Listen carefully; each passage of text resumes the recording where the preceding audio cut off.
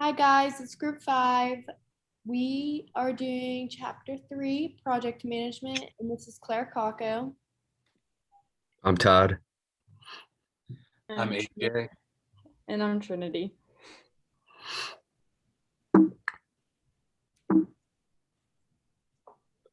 And we're doing project management. So what is project management?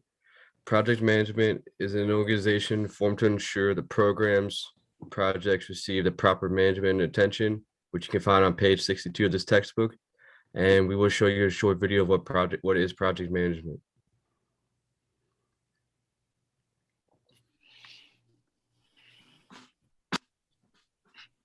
Everywhere you look, projects are underway. Whether you're recruiting a new member of staff or constructing the world's tallest building, every project needs a manager to ensure its success. Someone with their eye on every detail at every stage, from inception to completion. Put simply, project management is about getting things done. It's about knowing exactly what you want to achieve, how you're going to achieve it, and how long it will take.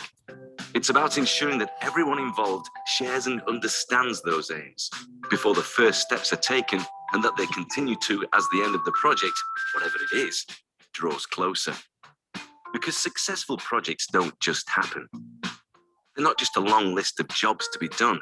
They're a masterpiece of planning, management, organization, and communication, a carefully choreographed sequence of events where progress is smooth and steady.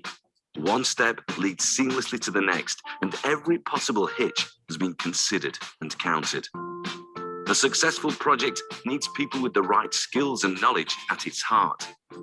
Working together, a well-managed, motivated team with clear roles, responsibilities, and reporting lines will carry a project to its conclusion without compromising on time, cost, or quality.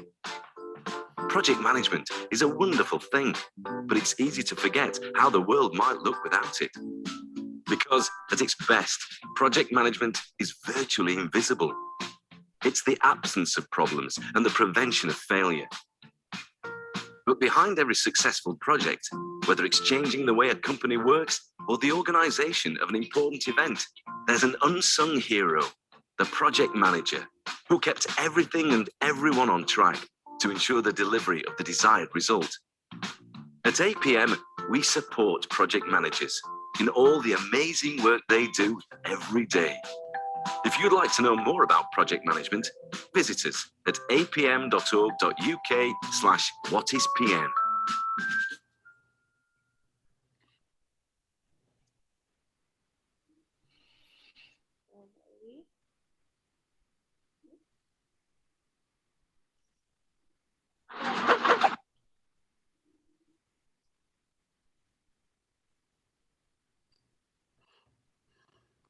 We're going to talk about the importance of project management. There is the planning phase, which includes goal setting, defining the project, and team organization. The scheduling phase relates to people, money, supplies, and to specific activities, and relates activities to each other. The controlling phase involves close monitoring of resources, costs, quality, and budgets.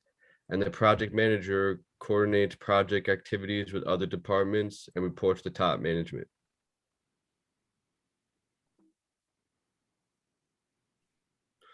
The work breakdown structure in project management, it divides a project into major subcomponents or tasks, and then it's divided into more detailed components. Then it's divided into a set of activities and the related costs. Dividing the project into smaller and smaller tasks can be difficult, but critical to managing the project and scheduling the success. The Gantt charts are important because they are used to schedule resources and allocate time. The Gantt charts help managers make sure that activities are planned, order of performance is documented, activity time estimates are recorded, and overall project time is developed. There are two project management techniques, PERT and CPM.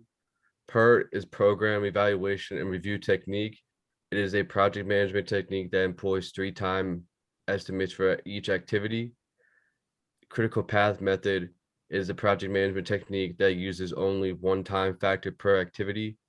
And the PERT and CPM framework is examples are define the project and prepare the work breakdown structure, assign time and or cost estimates to each activity, compute the longest time path through the network. This is called critical path. Okay, so looking deeper into network diagrams and approaches, there are two different approaches. The first one is the activity on node. This is the first approach. Under the AON convention, nodes designate activities. Many of project management software, even though both of these approaches are popular, including Microsoft Project, they use AON networks. The second one is activity on arrow. This is the second one. Under the AOA, arrows represent activities. In this network, the nodes represent the starting and finishing times of an activity, and these are also called events. Nodes in AOA consume neither time nor resources, where in AON, they actually do consume time and resources, and then there's just two little charts there explaining both, kind of.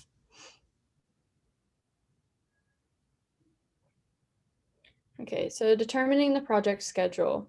To determine just how long the project will take, a critical path analysis is performed for the network. There's two distinct starting and ending times for each activity. The first one is the earliest start, which is the earliest time at which an activity can start, assuming all predecessors have been completed, and the latest start, the latest time at which an activity can start so as to not delay the completion time of the entire project. And then there's the earliest finish, which is the earliest time at which an activity can be finished. And the latest finish, just like the latest start, is the latest time by which an activity has to finish so as to not delay the completion time of the entire project. The early start and finish times are determined during the forward pass, and the late start and finish times are determined during the backward pass. Okay, so talking about the forward pass, they have the early start time rule, which is before an activity can start, overall, all of its immediate predecessors must be finished. If an activity has only a single immediate predecessor, its ES equals the EF. If an activity has multiple immediate predecessors, its ES is the maximum of all EF values. The second rule is the earliest finish time rule. The earliest finish time of an activity is the sum of its ES and its activity time. And to talk about, although the forward pass allows us to determine the earliest project completion time, it does not identify the critical path, and this is where the backward pass would come in. This pass starts with the latest activity or the last activity in the project. The latest finish time rule is part of the backward pass. If an activity is an immediate predecessor, for just a single activity, its LF equals the LS of the activity that immediately follows. If an activity is an immediate predecessor to more than one activity, its LF is the minimum of all LS values of all activities that immediately follow. And the second rule is the latest start time rule, which the latest start time of an activity is the difference of its latest finish time and its activity time. Alrighty, calculating slack time and identifying critical paths. So your first order of business is to compute the earliest and latest times for all the activities in your solution. If you go in the book and look about page 76 through 80, 81, you're going to find a lot of good solutions and examples to identifying critical paths and how those play a very important role in project management. Your goal is to figure out the amount of slack time each activity produces. What is slack time? This is the length of time an activity can be delayed without delaying the entire project. And as Trinity just said 2 slides before, slack equals LS minus ES or LF minus EF. And she actually explained like what LS and ES and LF and EF stand for. Times with zero slack are considered critical activities. This means they are on the critical path. Variability in activity times and PERT. So as you know, we already identified the CPM approach and what PERT stands for. And once identifying the earliest and latest times and gained the critical path, you have now adopted the CPM approach. and there's no variability in activity times. Activities can be less prone to delays, and activities can also be extremely susceptible to delays. We cannot ignore the impact of variability in activity times. PERT addresses the issue of impact of variability in an activity, and PERT employs a probability distribution based on 3 time estimates, and 3 time estimates of PERT are optimistic time, pessimistic time, and most likely time. Variability in completion time of non-critical paths. So non-critical paths are basically your second option, and they are very important. When there is variability in activity times, note that it is logical to investigate the completion times of non-critical paths. A variation during non-critical activity could change the critical path. A non-critical path method allows activities to be pushed past their original deadline, and this will not affect the project due date if you do go the non-critical path route.